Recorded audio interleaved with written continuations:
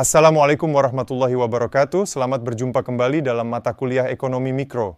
Pada kesempatan ini kita akan membahas tentang teori penawaran. Mari kita mulai.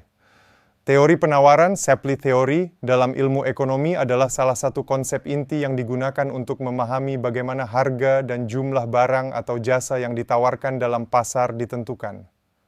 Teori ini merupakan konsep yang sejalan dengan teori permintaan, demand theory, dan bersama-sama membentuk dasar dari teori harga, price theory, atau mikroekonomi. Dengan kata lain, penawaran mencerminkan jumlah yang tersedia untuk dijual dari suatu produk atau layanan pada harga-harga yang berbeda. Definisi penawaran mencakup kuantitas barang atau jasa. Ini mengacu pada jumlah barang atau jasa yang dapat dijual atau ditawarkan oleh produsen atau penjual. Kuantitas ini dapat diukur dalam satuan fisik atau moneter. Harga. Harga adalah faktor penting dalam penawaran. Ini mencerminkan harga jual yang diterima oleh produsen atau penjual untuk setiap unit produk atau layanan yang mereka tawarkan. Periode waktu. Penawaran biasanya dikaitkan dengan periode waktu tertentu, seperti harian, bulanan, atau tahunan. Jadi produsen mungkin memiliki penawaran yang berbeda untuk periode waktu yang berbeda. Penawaran bergantung pada faktor-faktor seperti biaya produksi, teknologi, harga bahan baku, kebijakan pemerintah, ekspektasi produsen, dan faktor-faktor lainnya. Berikut adalah beberapa poin kunci dalam teori penawaran. Pertama, definisi penawaran. Penawaran dalam konteks ekonomi merujuk pada jumlah barang atau jasa yang produsen atau penjual bersedia untuk menawarkan atau menjual di pasar pada berbagai tingkat harga tertentu selama periode waktu tertentu. Kedua, fungsi penawaran. Fungsi penawaran menggambarkan hubungan antara harga suatu barang atau jasa dengan jumlah yang ditawarkan oleh produsen dalam berbagai tingkat harga.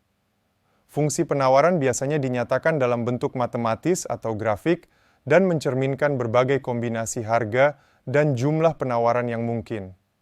Ketiga, hukum penawaran. Hukum penawaran menyatakan bahwa dengan asumsi semua faktor lainnya tetap konstan, jumlah barang atau jasa yang ditawarkan dalam pasar akan meningkat seiring dengan kenaikan harga dan akan menurun seiring dengan penurunan harga. Ini berarti produsen cenderung lebih banyak menawarkan barang atau jasa mereka ketika harga naik karena mereka dapat menghasilkan lebih banyak keuntungan. Sebaliknya, mereka cenderung menawarkan kurang ketika harga turun. Keempat, kurva penawaran. Kurva penawaran adalah representasi grafis dari hubungan antara harga dan jumlah barang atau jasa yang ditawarkan oleh produsen di pasar. Biasanya, kurva penawaran memiliki hukum yang positif, artinya bergerak dari kiri atas ke kanan bawah, menunjukkan bahwa semakin tinggi harga, semakin banyak yang ditawarkan. Kelima, faktor-faktor yang mempengaruhi penawaran. Terdapat beberapa faktor yang mempengaruhi penawaran. Suatu barang atau jasa, termasuk harga bahan baku, teknologi produksi, biaya produksi, kebijakan pemerintah, dan ekspektasi produsen. Perubahan dalam salah satu dari faktor-faktor ini dapat mempengaruhi besarnya penawaran di pasar. Keenam, skedul penawaran. Skedul penawaran adalah representasi tabel atau grafik dari fungsi penawaran yang menggambarkan jumlah barang atau jasa yang akan ditawarkan pada berbagai tingkat harga. Ketujuh, perubahan dalam jumlah penawaran dan perubahan dalam kuantitas penawaran. Penting untuk membedakan antara perubahan dalam jumlah penawaran dan perubahan dalam kuantitas penawaran.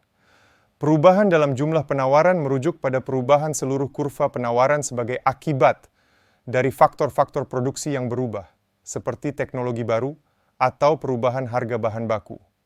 Sementara perubahan dalam kuantitas penawaran merujuk pada perubahan jumlah barang yang ditawarkan pada tingkat harga tertentu. Kedelapan, penawaran elastis dan tidak elastis. Elastisitas penawaran mengukur sejauh mana produsen dapat menyesuaikan penawaran mereka sebagai tanggapan terhadap perubahan harga. Penawaran dapat bersifat elastis, yang berarti perubahan harga akan memiliki dampak besar pada jumlah yang ditawarkan, atau tidak elastis, yang berarti perubahan harga memiliki dampak yang lebih kecil.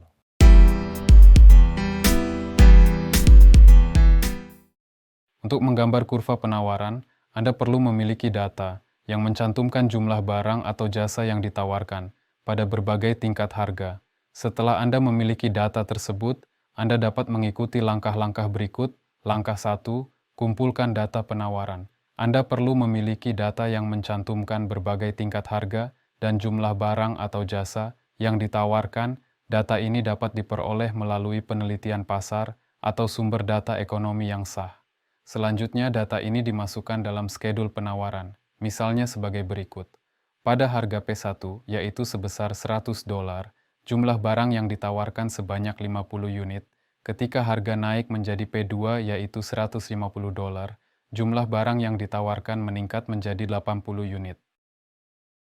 Langkah 2. Siapkan grafik. Anda memerlukan grafik dengan dua sumbu, yaitu sumbu vertikal dan sumbu horizontal. Sumbu vertikal digunakan untuk menggambarkan tingkat harga atau P, dan sumbu horizontal digunakan untuk menggambarkan jumlah barang yang ditawarkan atau Q. Anda juga harus menentukan rentang nilai pada masing-masing sumbu tersebut. Langkah 3. Gambar titik-titik data. Gambarkan titik-titik data yang sesuai dengan tingkat harga dan jumlah barang atau jasa yang ditawarkan. Setiap titik mewakili pasangan harga dan jumlah penawaran. Jika harga naik, maka jumlah penawaran yang ditawarkan pada titik tersebut akan diplot pada sumbu vertikal. Langkah 4. Hubungkan titik-titik data. Setelah Anda menggambar semua titik data, hubungkan titik-titik tersebut dengan menggunakan garis lurus atau kurva yang paling sesuai dengan data Anda. Garis atau kurva ini akan mewakili kurva penawaran. Langkah 5. Beri label dan skala. Pastikan untuk memberi label pada sumbu-sumbu grafik dan memberi judul grafik yang mencerminkan konten kurva penawaran. Selain itu, tentukan skala yang sesuai pada kedua sumbu, agar grafik dapat dengan mudah diinterpretasikan. Langkah 6. Analisis hasil. Setelah kurva penawaran selesai digambar, Anda dapat menganalisis grafik untuk memahami hubungan antara harga dan jumlah penawaran. Perhatikan apakah kurva penawaran bersifat elastis, atau mudah berubah, atau tidak elastis, atau kurang berubah terhadap perubahan harga. Ingatlah bahwa kurva penawaran biasanya memiliki hubungan positif dengan harga, artinya ketika harga naik, jumlah penawaran cenderung meningkat. Sebaliknya, ketika harga turun, jumlah penawaran cenderung menurun. Ya, misalkan kita memiliki fungsi penawaran untuk pensil sebagai berikut, QSS sama A tambah BP, dalam angka QSS sama dengan 100 tambah 20P, ini berarti A, intercept, adalah 100, yang berarti bahwa produsen akan menawarkan 100 pensil, bahkan jika harganya adalah 0. B, koefisien kemiringan, adalah 20. Yang menunjukkan bahwa setiap kenaikan harga sebesar 1 unit akan menyebabkan produsen menawarkan 20 pensil tambahan.